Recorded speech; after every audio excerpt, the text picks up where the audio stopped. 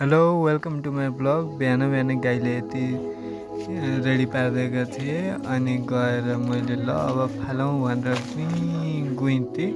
पालै पालो फालेँ, एकपटक दुईपटक, अब गएर फेरि तिन पटक अनि फेरि गएर चौथो पटक, फेरि अब जोड लगाएर पाँचौँ पटक, फेरि यसै गर्दै गुइँथेँ फालेँ अनि गएर अब अझै एकपटक जति छ कि क्या हो, एकपटक अझै फालेँ अनि गएर फालिसकेपछि लो अब अझै सकिएन, अझै नसके अझै फाले लो अब सबै एकपटक चाहिँ माथिबाट चट्ट क्लियर भयो।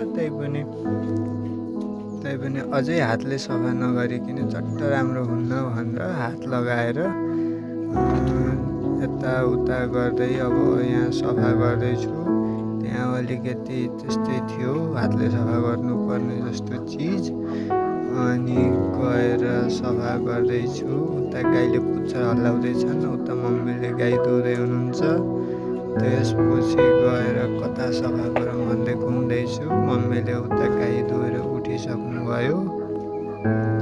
त्यसपछि अब यहाँ मम्मीले हेर्दै हुनुहुन्छ, यता हेरेर किन यस्तो मोबाइलमा भिडियो गरेस् भन्नुहुन्छ। उता गएर ल मम्मी युट्युबमा राख्ने त पैसा आउँछ नि भने, पैसा त कहिले आउने हो के हो थाहा भएन।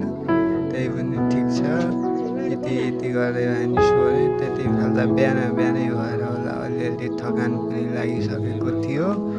त्यसपछि उता गाईले मस्त पुच्छर हल्लाउँदैछन् अनि उहाँ नन्दीरामले हेरिरहेछन्। 5वटा गाई अनि गएर एउटा नन्दी हुन्, तिनको नाम नन्दी हो। अनि त्यसपछि गएर कतादेखि कसरी सफा गरौँ भने ल एक राउन्ड त सकियो भन्ने भयो मनमा नै। त्यही पनि अलिअलि रहेको अझै सफा गरौँ भन्दै सफा गर्दै उता नन्दीले फेरि चाटिरहेको थिइन्। अनि लो मालीलाई यता जाऊ भनेर उता तिनकोतिर भएको पनि सफा गरेँ।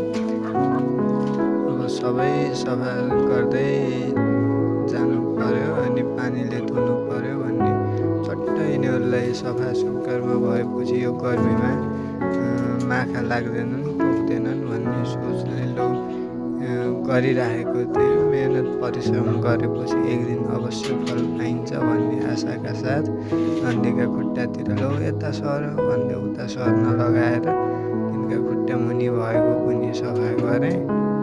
त्यसपछि अब के गर्ने, यस्तै छ, दुःख छ, गर्नुपर्छ गाउँले जीवन भन्ने मनमा सोचेँ। कतै गएर लो अर्काको चाकरी गरेर 20-25 हजार 30 हजार भन्दा बिहान साँझ 2 घन्टा काम गरेर मस्त यतै घरको आटो पिठो खाएर कमाउन। त्यसपछि अब गएर उताबाट फेरि कोदाली लिएर आएँ। अनि कोदाली लिएर आइसकेपछि यता अब उसको ठाउँमा चट्ट राखेँ। अब गएर हात धोएर आएर पानीले सट्ट सफा गरिदिउँ। सफा गरेपछि बिचमा यति खाल्टा भइदिने समस्या आएको छ, त्यो पनि अब सिमेन्ट ल्याएर टाल्नु पर्ला भन्ने सोच छ। जताततै चट्ट सफा गरिदिएपछि यिनीहरूलाई मस्त हुन्छ बस्न भनेर सफा गर्दैछु। अनि अब सबैले क्या मजाले पुच्छर हल्लाइरहेका छन्। अब गएर चट्ट एउटा चप्पलले स्वाट रहेको त्यो हिलो मैलो टक्क लाएर फेरि सफा गरेर चट्ट बसेर भात खाइ नि फरक नपर्ने किसिमको बनाउने मेरो सोच हो। त्यसपछि त्यस्तै गर्दै यहाँ सट्ट लाएर कुला फाल्दैछु। कुला फालेर अहिले सही कुलाको स्वर लहर हुँदा घाँस छरेको छ, घाँसमा जान्छ मुत। घाँसमा गइसकेपछि त्यतातिर पनि उता पनि हुन्छ, कृषि पनि हुन्छ, पशुपालन पनि हुन्छ भन्ने सोच गरेर यो अघि बढिराखेको छ।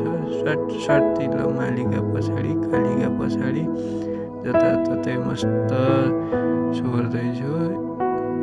जो काम गर्न त बहुत मजा आउँछ, थाल्नुपर्छ गर्न, हात हाल्नुपर्छ जे कुरामा। अनि हात हालिसकेपछि मजा नआउने भन्ने केही हुँदैन।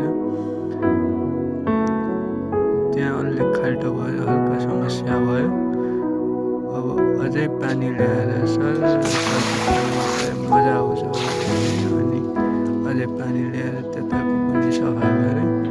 अब चट्ट लाएर यिनीहरूलाई केही माखा नलाउन्, केही नहोस्, चट्ट दिनको 3 पटक यसै गरी धुने गर्छु। अनि अब कुडो दिने बेला भयो, कुडो दिनलाई बिचमा अलिकति स्किप गरेँ। त्यसपछि यहाँदेखि पानी निकालेर यो एक ट्याङ्की एकपटकमा सकिन्छ। चट्ट लाएर पानी निकालेर 1-2 पटक निकालेर 3 पटकमा बाल्टी भइन्छ यसले निकाल्ने भने ठ्याक्क निकालेर बाल्टी भरेर लगेर फेरि एकपटक चट्ट खनाइदिन्छु। खनाइदिएपछि अझ सफा हुन्छ। त्यसपछि गएर खासै मलाई नि चित्त बुझ्दैन सफा नभइकन। त्यसपछि यत्तिको सफा गराएँ। अनि गएर अब यत्तिको भइसकेपछि त यिनीहरूलाई धेरै सुविधा हुन्छ भनेर एक ताउला पानी यता मम्मीले तताइसक्नु थियो। अब यिनी सबैलाई पानी दिनु पर्यो, अरूको चाहिँ स्किप गरेँ। हल्का 1-2टा यिनको रहेछ मालिकको कालीको, तर पनि यिनीमा यत्रै मायामा खालि खाऊ यिनलाई यति माया गरेर हुर्काएको कि ऊ अगाडि एउटा छ, यता एउटा छ। यिनलाई एउटा पातलो बाक्लो राखिदिनु पर्छ। जता मन लाग्यो उतै खाने, उताको चाहियो यता खाइन्। अनि गएर सबैले खाएर भ्याइसक्यो, उहाँ घाँस हेर्दैछन् सबैले। यिनी फेरि उहाँ छिटो भ्याउ लौकाली छिटो खाऊ गर्दै फकाउनु पर्छ यिनले। त्यस्तै फकाउँदै गर्दै गर्दा त्यो एउटा चाटेर भन्दै यता फाल्ने। त्यसपछि गएर अर्को पनि खान्छु ल खाइदिएँ तेरो लागि भन्ने गरेर अर्को पनि खाएँ। यिनी सानैदेखि मायामा हुर्के कि मलाई नि त्यस्तै माया गर्छ, मलाई नि त्यस्तै माया लाग्छ। अनि गएर अब यिनले सट गर्दै खान्छन्। त्यसपछि गएर यति बचेको ल यिनकी हजुरआमै हुनुहुन्थ्यो माथि। अनि त्यसलाई चाटो भन्दै दिएँ। यिनलाई दिन थाल्ने भने त बिहान बित्छ। त्यसपछि फुल खाइ नौटङ्की गरी भए पनि। त्यसपछि यहाँ सबै कमलेर चट्ट घाँस राखिदिने काम मम्मीको। यता आएँ, यता ड्युटी छ एकपटक मसारेँ। अनि गएर आफ्नो एकपटक अनुहार देखाएँ।